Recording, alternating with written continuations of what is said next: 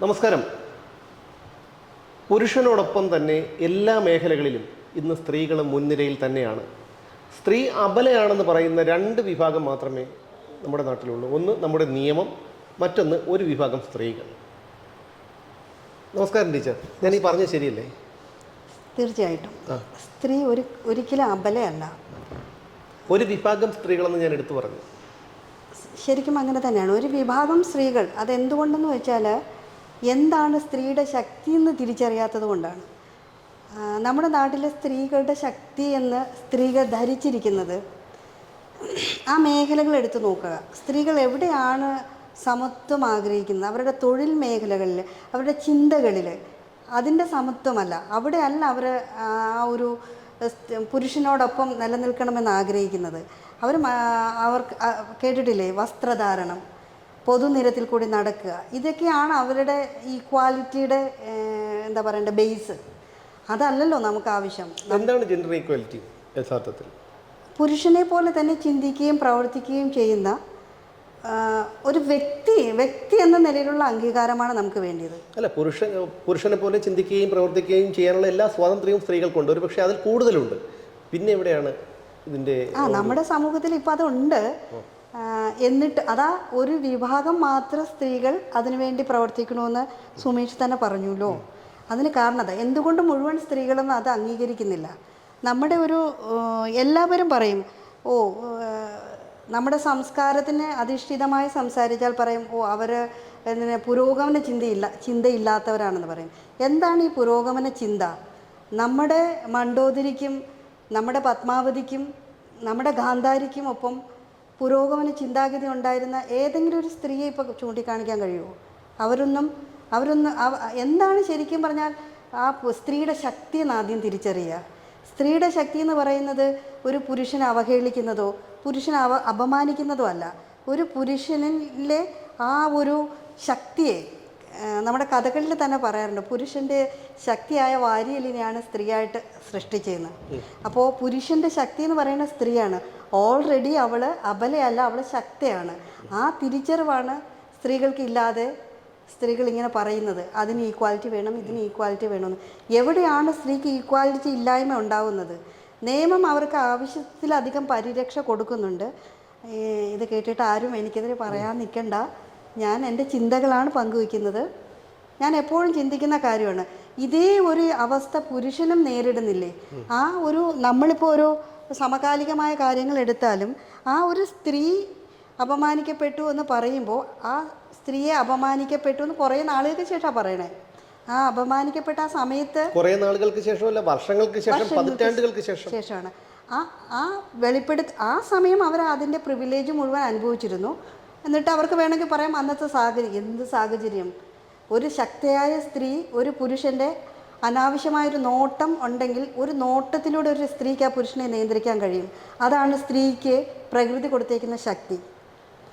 അത് തന്നെ ഞാൻ രാത്രികാലങ്ങളിൽ ക്ലാസ് എടുത്തിട്ട് വരാറുണ്ട്. എന്നെ ഒരു പുരുഷനും അപമാനിച്ചിട്ടില്ല, എന്നെ ഒരു പുരുഷനും വേണ്ടാത്ത രീതിയിൽ നോക്കിയിട്ടില്ല. കാരണം എന്താ? നമുക്കതിനുള്ള ശക്തിയുണ്ട്. നമ്മളാണ് ആദ്യം തിരിച്ചറിയേണ്ടത്. സ്ത്രീയുടെ ശക്തിയെക്കുറിച്ച് മറ്റൊരാളിൽ നിന്ന് ബെഗ് ചെയ്യേണ്ട ആവശ്യം സ്ത്രീക്കില്ല. അവൾ ഓൾറെഡി ശക്തയാണ്. ആ തിരിച്ചറിവാണ് സ്ത്രീക്ക് ഉണ്ടാവേണ്ടത്. ഇന്നിപ്പോൾ നിയമം വളരെ ശക്തമാണ്. അത് മാത്രമല്ല, പണ്ടത്തെ കാലമല്ല, ഡിജിറ്റൽ യുഗമാണ്. ഒരു ഫോൺ കോളിൽ പോലും സ്ത്രീക്ക് സുരക്ഷ കിട്ടുന്ന ഒരു കാലഘട്ടത്തിലൂടെയാണ് നമ്മൾ കടന്നു പോകുന്നത്. അപ്പോൾ ഇഷ്ടമില്ലാത്ത ഒരു കാര്യം വരുമ്പോൾ അത് എതിർക്കാം, നോ പറയാനുള്ള ശക്തി സ്ത്രീക്കുണ്ട്. അതുകൊണ്ട് അത് പറയാതെ പിന്നീട് വർഷങ്ങൾക്ക് ശേഷം ഇത്തരത്തിലുള്ള ആരോപണങ്ങൾ ഉന്നയിക്കുമ്പോൾ ഈ ആരോപണം ഉന്നയിക്കപ്പെടുന്ന പുരുഷന്റെ ഭാര്യയും മകളും സഹോദരിയും അമ്മയും ഒക്കെ സ്ത്രീകളല്ലേ? ആണ്. അവർക്കുമില്ല അവരുടെ ജീവിതം ജീവിക്കാനുള്ള സ്വാതന്ത്ര്യം, അവരുടെ ഭർത്താവിനെ സംരക്ഷിക്കാനുള്ള സ്വാതന്ത്ര്യം. അവരും ഇവിടെ ഈ ഈക്വാലിറ്റി പറയുന്നവരുടെ ഇടയ്ക്കല്ലേ ജീവിക്കേണ്ടത്? അപ്പോൾ എന്താ ആ സ്ത്രീകളുടെ മാത്രം സ്വാതന്ത്ര്യത്തിന് എന്തുകൊണ്ട് അർത്ഥമില്ലാതെ പോന്നു? അവരും സ്ത്രീകൾ തന്നെയല്ലേ? ഇവരുടെ ഭാഷയെ പറഞ്ഞാൽ അവരും ശക്തകളാവേണ്ടവരല്ലേ? അവരുടെ ശക്തിയെ ക്ഷയിപ്പിക്കുന്ന രീതിയിലല്ലേ ആ പുരുഷന്മാരെ താറടിക്കുന്നത്? ആ താറടിക്കണമെങ്കിൽ ആദ്യം ആ പുരുഷൻ ആ മോശമായ രീതിയിൽ ഇടപെടുമ്പോൾ സ്ത്രീ ശക്തി കാണിക്കണം. അത് കഴിഞ്ഞിട്ട് ഒരു കുടുംബത്തെ തന്നെ, ആ കുടുംബത്തിലെ സ്ത്രീകൾ, അവർക്ക് അവർക്കൊരു ജീവിതമില്ലേ? ആ സ്ത്രീകൾക്കും ഒരു ജീവിതമില്ലേ? ഈ മനുഷ്യൻ്റെ തണലിലായിരിക്കില്ല അവരും ജീവിക്കുക. അമ്മ എന്ന് പറയുന്ന ശക്തി, ഒരു മകൻ മോശപ്പെട്ടു എന്ന് ചിത്രീകരിക്കപ്പെടുമ്പോൾ അവരനുഭവിക്കുന്ന ഒരു മാതൃവേദനയുണ്ടല്ലോ, അതിനാരാ സമാധാനം പറയുക? അതിന് ഏത് നിയമമാണ് പരിരക്ഷ കൊടുക്കുന്നത്? അതാണ് അതിന് ഈ സ്ത്രീകളെ, ഇത്തരത്തിലുള്ള സ്ത്രീകളെ നമ്മൾ കുറ്റം പറഞ്ഞിട്ട് കാര്യമില്ലല്ലോ. അവിടുത്തെ നിയമമല്ലേ അതിനൊരു പിന്നെ തടയേണ്ടത്. തീർച്ചയായും. കാരണം എന്തിലൊക്കെയാണ് സ്ത്രീക്ക് സ്വാതന്ത്ര്യം? എന്തിനാണ് ഈ സ്വാതന്ത്ര്യം എന്ന വാക്ക് തന്നെ വ്യർത്ഥമാണ്. കാരണം സ്ത്രീക്ക് ഒരിടവും സ്വാതന്ത്ര്യമില്ലായ്മ ഇല്ല.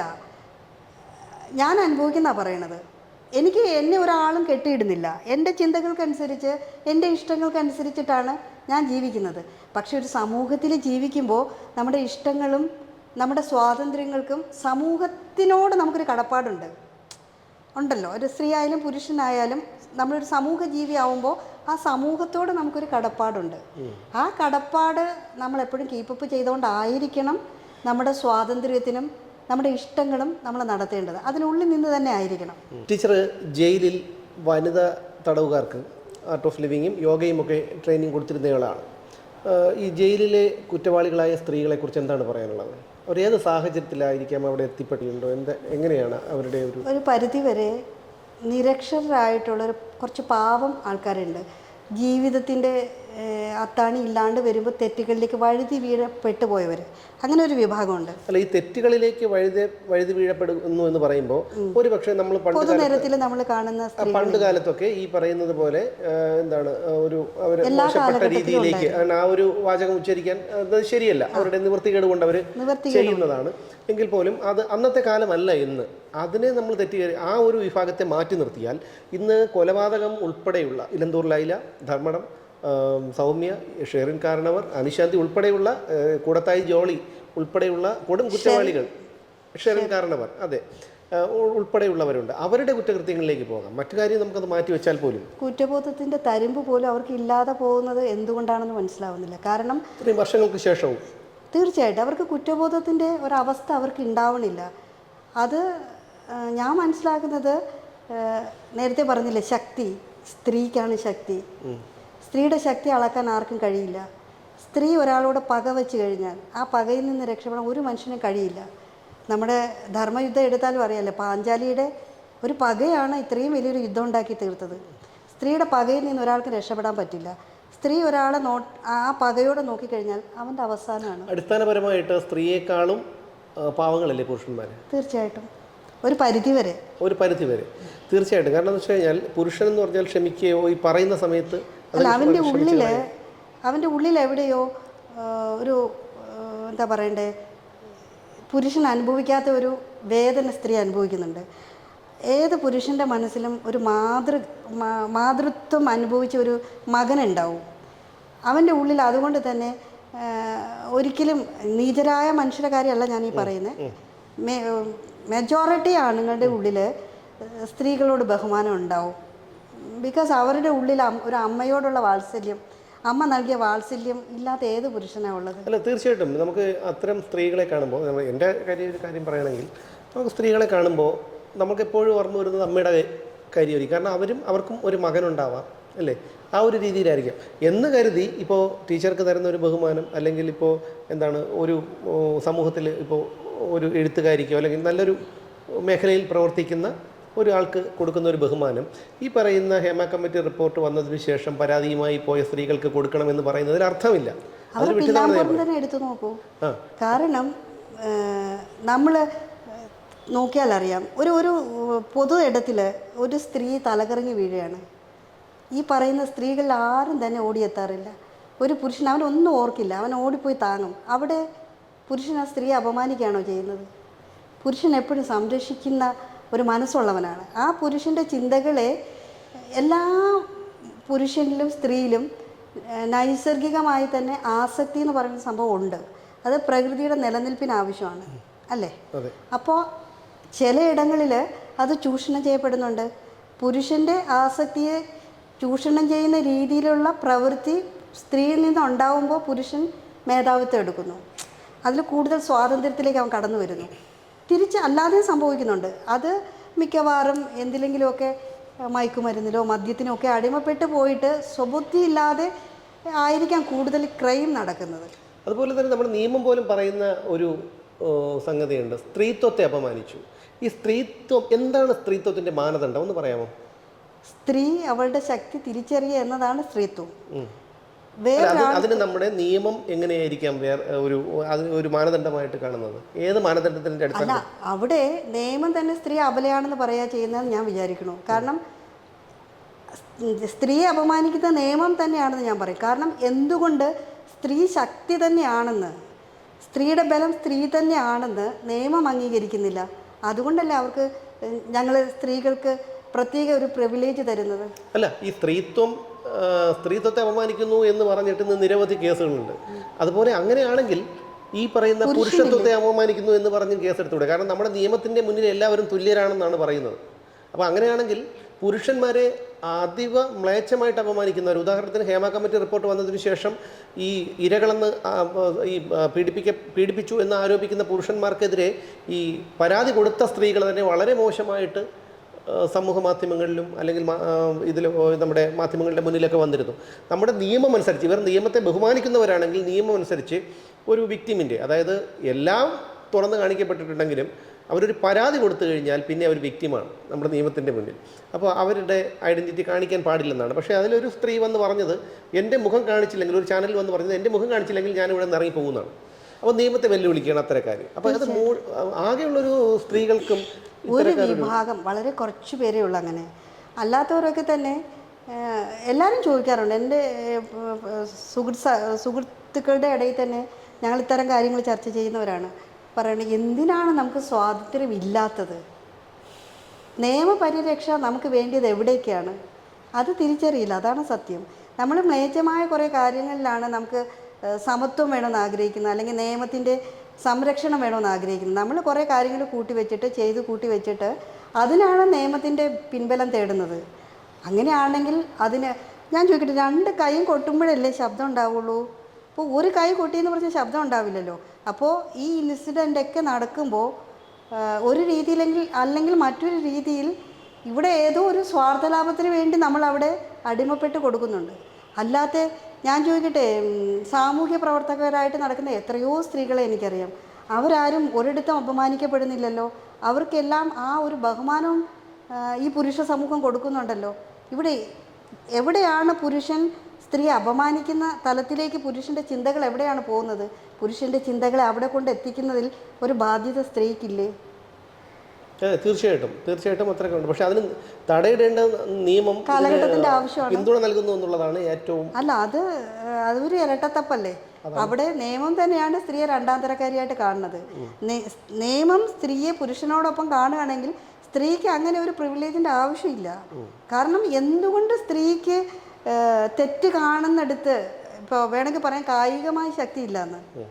അത് ഒരു പരിധിവരെ ശരിയാണ്. പക്ഷേ അവിടെ നമ്മൾ ചിന്തിക്കേണ്ടത്, പുരുഷനില്ലാത്ത ഒരു ശക്തി ഈശ്വരൻ സ്ത്രീയാണ് ഏൽപ്പിച്ചത്. അപ്പോൾ അതിനെ സംരക്ഷിക്കാൻ നമ്മൾ ബാധ്യസ്ഥരുമാണ്. അല്ല, ഈ കായികമായിട്ട് പുരുഷനോടൊപ്പം ശക്തിയില്ല എന്ന് പറയുമ്പോഴും ഇവിടെ ആയോധന കലകളും മറ്റു കാര്യങ്ങളൊക്കെ ഉണ്ട്. ഇനി അതല്ലെങ്കിൽ പോലും ഈ കായികമായി പുരുഷനെ നേരിടേണ്ട ഒരു സാഹചര്യവും ഇന്നത്തെ കാലഘട്ടത്തിൽ സ്ത്രീക്കുണ്ടെന്ന് എനിക്ക് തോന്നുന്നില്ല. മെന്റലി വളരെ സ്ട്രോങ് ആണ് സ്ത്രീ. കാരണം ഏതെങ്കിലും സ്ത്രീ മനോവിഷമം അനുഭവിച്ചിട്ട്, ഇപ്പം കുടിക്കുന്ന ആൾക്കാർ ഒത്തിരി ഉണ്ട്, സ്ത്രീകൾ ഒരുപാട് മദ്യം കഴിക്കുന്ന ആൾക്കാരുള്ള സമൂഹത്തിലാണ് നമ്മൾ ജീവിക്കുന്നത്. പക്ഷേ ഏതെങ്കിലും ഒരു സ്ത്രീ, ഞാൻ പഴയ അമ്മമാരുടെ കാര്യം, അവർ ജീവിതത്തിൽ അനുഭവിച്ച എത്രയോ ദുരന്തങ്ങളായിരിക്കും. ഭർത്താക്കന്മാരാൽ അവഗണിക്കപ്പെടുന്ന രീതിയിൽ ജീവിച്ചവരുണ്ട്. പക്ഷെ അവരാരും പോയിട്ട് മക്കളെയും കളഞ്ഞിട്ടോ അല്ലെങ്കിൽ മദ്യത്തിനോ അടിമപ്പെടുന്നില്ല. അപ്പോൾ പുരുഷനാണെങ്കിൽ ഒരു ചെറിയ ദുഃഖം മതി, അവൻ ഉടനെ മദ്യശാല തേടി പോവാറുണ്ട്. ഇതിൻ്റെ അർത്ഥം എന്താണ്? ഒരു സ്ത്രീ എന്തും സഹിക്കാൻ ശക്തിയാണ്. ഒരു പുരുഷൻ ഉള്ളതിൻ്റെ 100 ഇരട്ടി ശക്തി സ്ത്രീക്കുണ്ട്, മനോബലമുണ്ട്. പുരുഷന് ആ മനോബലം കിട്ടില്ല, പെട്ടെന്ന് തകർന്നു പോകും. ആ പുരുഷന് പിൻബലമായി നിൽക്കുന്നത് സ്ത്രീയാണ്. അതുകൊണ്ടാണ് നമ്മളെപ്പോഴും വിജയിച്ച ഒരു പുരുഷൻ്റെ പുറകിൽ ഒരു ശക്തിയായ സ്ത്രീ ഉണ്ടാവുമെന്ന് പറയുന്നത്. നമ്മൾ ആദ്യം തിരക്കുന്നത് ആ ആളിൻ്റെ പുറകിൽ നിൽക്കുന്ന സ്ത്രീ ശക്തിയായിരിക്കും. അതിൻ്റെ കാരണം എന്താ? സ്ത്രീ ശക്തിയാണ്. ആ ശക്തിയായ സ്ത്രീക്ക് ഇനി ഒരു സംരക്ഷണത്തിൻ്റെ ആവശ്യമുണ്ടോ? അതാണ് ചോദ്യം. അത് ചോദ്യമാണ്. അതാണ് ഞാൻ ചോദിക്കുന്നത്. സ്ത്രീക്ക് സംരക്ഷണം സ്ത്രീ തന്നെയാണ്. സ്ത്രീ തന്നെയാണ്. ഈ എല്ലാ കേസിലും എടുത്തോളൂ, ഇതിനൊക്കെ എല്ലാ കേസുകളും, ആ വാക്ക് ഞാൻ ഉച്ചരിക്കാൻ ഇഷ്ടപ്പെടുന്നില്ല, ഇപ്പോൾ ഹെമ കമ്മീഷൻ റിപ്പോർട്ടിൽ വന്ന അതിലൊക്കെ തന്നെ അതിൽ ഒരു പരിധിവരെ സ്ത്രീകൾ എന്താ പറയേണ്ടത് അതിനൊരു പങ്കാളിയാവുന്നുണ്ട്. പക്ഷേ മറ്റു പലതിലും ഏത് കേസ് എടുത്താലും ഒരു ക്രിമിനൽ മൈൻഡുള്ള ഒരു സ്ത്രീയുടെ പുറകിൽ ഒരു സ്ത്രീ തന്നെയാണ് ഇപ്പുറത്തും ഉള്ളത്. ശക്തിയായി അവർക്ക് സപ്പോർട്ട് കൊടുക്കാൻ ഒരു സ്ത്രീ ഉണ്ടാവും. പുരുഷന്മാരവിടെ ഇരകളായി തീരുകയാണ് ചെയ്യുന്നത്. ആ ഒരു പുരുഷനോട് ഒരു സ്ത്രീക്ക് പക തോന്നി കഴിഞ്ഞാൽ ആ പകയെ എത്രത്തോളം ഉയർത്താൻ കഴിയുമോ അത്രത്തോളം ഉയർത്താൻ ഒരുപറ്റം സ്ത്രീകൾ തന്നെ അവരെ സപ്പോർട്ട് ചെയ്യാറുണ്ട്. അത് എന്തുകൊണ്ടാണെന്ന് എനിക്ക് മനസ്സിലാവുന്നില്ല. ഞാൻ പറഞ്ഞത് സ്ത്രീ ആയാലും പുരുഷനായാലും ആത്മാഭിമാനം എല്ലാവർക്കും ഈക്വലാണ്. സ്ത്രീക്ക് പ്രത്യേകവും പുരുഷന് പ്രത്യേകവും ഇല്ല. രണ്ടു പേർക്കും ആത്മാഭിമാനം പോയാൽ പോയത് തന്നെയാണ്. പിന്നെ ഈ സമൂഹത്തിൽ പിടിച്ചിരിക്കാൻ പറ്റില്ല. അപ്പം നമ്മൾ ചെയ്യേണ്ടത് പുരുഷൻ്റെ പുരുഷത്വത്തെയും സ്ത്രീയുടെ സ്ത്രീത്വത്തെയും മാനിക്കുക എന്നതാണ്. ആ മാനിക്കപ്പെടുന്നിടത്ത് അവിടെയാണ് മാനദണ്ഡം വരുന്നത്. ആ മാനിക്കപ്പെടൽ പുരുഷനും അർഹനാവണം പ്രവൃത്തി കൊണ്ട്, സ്ത്രീയും പ്രവൃത്തി കൊണ്ട് ആ മാന്യതയ്ക്ക് അർഹയായി തീരണം. അവിടെ ബഹുമാനം കിട്ടും. അല്ലാത്തടത്ത് ഇങ്ങനെയൊക്കെ സംഭവിക്കണു, എന്നെ ബഹുമാനിക്കണില്ല, സ്ത്രീത്വത്തെ അപമാനിക്കണു എന്ന് പറയുന്നതിൽ അർത്ഥമുള്ളതായിട്ട് എനിക്ക് തോന്നുന്നില്ല. ഒരു ഇടതുപക്ഷ സഹയാത്രികയാണ്, സ്ത്രീപക്ഷ എഴുത്തുകാരിയാണ്. ഒരു ഇടതുപക്ഷ സഹയാത്രിക എങ്ങനെയാണ് ഇത്തരത്തിൽ ചിന്തിക്കാൻ കഴിയുക? കാരണം ഇവിടുത്തെ എഴുത്തുകാരായിരുന്നാലും ബുദ്ധിജീവികളായിരുന്നാലും കൂടുതലും ഇടതുപക്ഷ സഹയാത്രികരാണ്. എന്താണ് എന്നറിയാം. പക്ഷെ അവരൊന്നും ഇപ്പോൾ ടീച്ചർ പറയുന്നത് പോലെ പറയുന്നില്ല. പക്ഷേ ടീച്ചർ ഇപ്പോഴും പറയുന്നത് ഇടതുപക്ഷ സഹയാത്രിക എന്നാണ്. പക്ഷേ അങ്ങനെ വരുമ്പോഴും കാര്യങ്ങൾ വ്യക്തമായി പറയാനും ആ നിലപാടിൽ ഉറച്ചു നിൽക്കാനും കഴിയുന്നുണ്ട്. അതെങ്ങനെയാണ്? യഥാർത്ഥത്തിൽ കമ്മ്യൂണിസത്തിൻ്റെ മീനിങ് എന്തുവാ? ഈക്വാലിറ്റി തന്നെയല്ലേ? കമ്മ്യൂണിസം എന്ന വാക്കിൻ്റെ മീനിങ് തന്നെ ഈക്വാലിറ്റിയാണ്. അപ്പോൾ സ്ത്രീയും പുരുഷനും ഈക്വൽ ആണ്. അവിടെ വേർതിരിവിൻ്റെ ആവശ്യമില്ല. ഇടതുപക്ഷ ചിന്താഗതിക്കാരി ആയതുകൊണ്ടാണ് അത്ര ശക്തമായി എനിക്കത് പറയാൻ കഴിയുന്നത്. കാരണം എന്തിനാണ് സ്ത്രീ രണ്ടാം തരത്തിലേക്ക് സ്ത്രീ തന്നെ പോകുന്നത്? അതിൻ്റെ ആവശ്യമില്ലല്ലോ. നമ്മൾ ഓൾറെഡി ഈക്വാലിറ്റിക്ക് വേണ്ടി വാദിക്കുന്ന ഒരു ചിന്താഗതിയാണല്ലോ ഇടതുപക്ഷ ചിന്താഗതി. എല്ലാവരും സമന്മാരാണ്. അവിടെ സ്ത്രീകളെന്നോ പുരുഷന്മാരോ എന്നോ ഉള്ള ഒരു വ്യത്യാസമില്ല. എല്ലാവരും ഒന്നാണ്. ഒന്നായി നിൽക്കുന്നിടത്ത് പിന്നും അതിന് മുകളിലേക്ക് നമുക്ക് വേറെ വഴിയില്ലല്ലോ, അതിൻ്റെ ആവശ്യമില്ലല്ലോ. നമ്മൾ ഓൾറെഡി അഫ്ലിക്റ്റഡ് ആണ്. അത്രയും ഉയർന്ന ചിന്താഗതിയിൽ ജീവിക്കുന്നവരാണ് സ്ത്രീകൾ. അവിടെ നമുക്കതിൻ്റെ ആവശ്യമില്ല. എല്ലാവരും സമന്മാരാണ്. അതാണ് എൻ്റെ ഇടതുപക്ഷ ചിന്താഗതി. അതാണ്. അപ്പോൾ ഒരു കാര്യം കൂടി ചോദിച്ച് നമുക്ക് അവസാനിപ്പിക്കാം. കാരണം പണ്ട് കാലത്തെ നമ്മളൊക്കെ വളർന്നു വന്ന കാലത്ത് നമ്മുടെ കുടുംബം, നമ്മുടെ അമ്മ ആയിരുന്നാലും ബന്ധുക്കളായിരുന്നാലും അയൽപക്കത്തെ കുടുംബങ്ങളായിരുന്നാലും ഇങ്ങനെയൊന്നും അല്ലായിരുന്നു. ഒരുപക്ഷെ ഇന്നത്തെ തലമുറയോട് അന്നത്തെ കുടുംബ ബന്ധങ്ങളുടെ ദൃഢതയെക്കുറിച്ചൊക്കെ പറഞ്ഞാൽ അവർ വിശ്വസിക്കണമെന്നില്ല. ഒരു മിത്ത് പോലെയാണ്. അപ്പോൾ ഇപ്പോൾ പലരും വിവാഹം വേണ്ടെന്ന് വെക്കുകയാണ്. അല്ലെങ്കിൽ ചെറിയൊരു പിണക്കം ഉണ്ടാകുമ്പോൾ ഓടി കുടുംബ കോടതികളിലേക്ക് പോവുകയാണ്.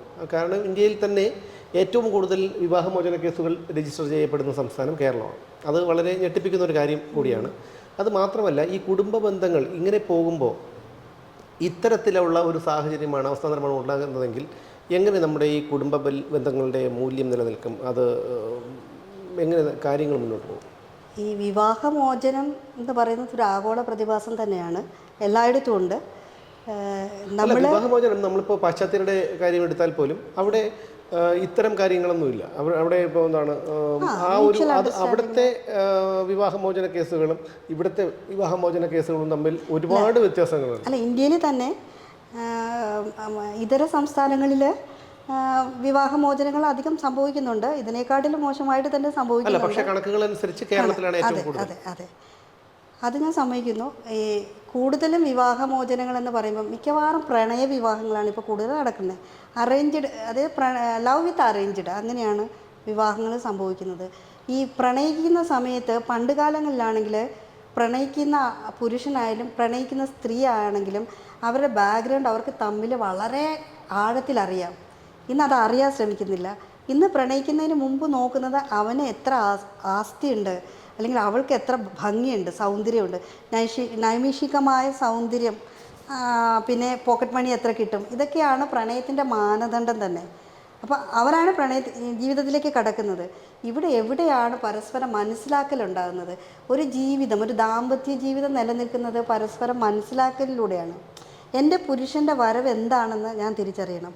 എൻ്റെ ഭാര്യയുടെ ആവശ്യങ്ങൾ എന്താണെന്ന് ഭർത്താവും തിരിച്ചറിയണം. ഇപ്പം ഭാര്യയുടെ ആവശ്യങ്ങൾ അധികം തിരിച്ചറിയേണ്ട ആവശ്യമില്ല, സ്വയം പര്യാപ്തരാണ് പെൺകുട്ടികളെല്ലാം തന്നെ.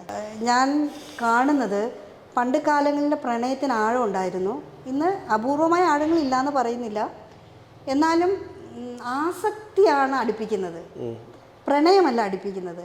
പ്രണയമാണെങ്കിൽ ആസക്തി, ഒരു ഭ്രമം എന്തിനോടെങ്കിലും ഒരു, ഞാൻ ആ വാക്ക് ഉച്ചരിക്കാൻ പഠിച്ചിട്ടാണ്.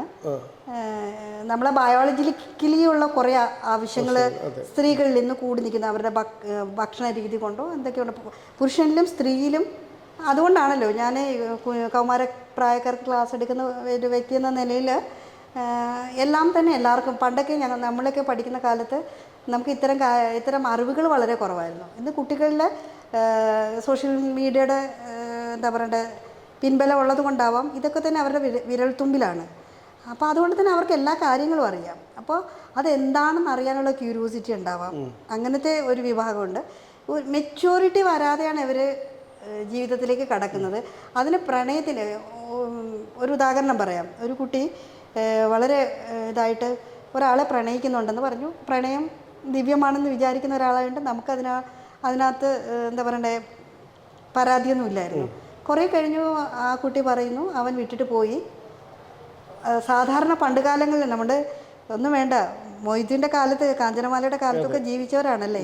പ്രണയത്തിന് വേണ്ടി ജീവിതം തന്നെ ഭ്രാന്താക്കി തീർത്ത സുന്ദരി ചെല്ലമ്മയുടെ നമ്മുടെ കാലഘട്ടം നമ്മൾ കണ്ടവരാണ്. അത്രയും അങ്ങനെയുള്ളവരാണ്. ഒരാൾ പോയാൽ മറ്റൊരാൾ വരും, അത്രയേ ഉള്ളൂ പ്രണയം. അവിടെ എവിടെയാണ് പ്രണയം ഉള്ളത്? നമ്മളൊരു തെറ്റ് ചെയ്താൽ പോലും എടാ ഞാനൊരു തെറ്റ് ചെയ്ത് അന്ന് പറയുമ്പോൾ ശരിടാ നിനക്കത് പറ്റിപ്പോയി, ഞാനത് എഗ്രി ചെയ്യണു, നീ ഇത് ആവർത്തിക്കരുത് എന്ന് പറയുന്ന ഒരു ഇടമാണ് വേണ്ടിയത്. അതില്ലാതെ പോകുന്നതാണ് വിവാഹമോചനങ്ങൾ ഇത്രയും കൂടുന്നത്. പരസ്പരം മനസ്സിലാക്കാൻ എന്തുകൊണ്ടോ കഴിയുന്നില്ല. പിന്നെ ഈഗോ, പണ്ടത്തെക്കാട്ടിലേറെ ഈഗോ രണ്ടു കൂട്ടർക്കും ഉണ്ട്, സ്ത്രീക്കും ഉണ്ട് പുരുഷനും ഉണ്ട്. അപ്പോൾ അത് രണ്ട് ഈഗോ ക്രാഷിങ് ഉണ്ടാകുമ്പോൾ ഒരു ഈഗോക്കേ നിൽക്കാൻ പറ്റൂ, അത് നിൽക്കുന്നില്ല. അതുകൊണ്ടാണ് വിവാഹമോചനങ്ങൾ ഒരുപാട് ഉണ്ടാവുന്നത്.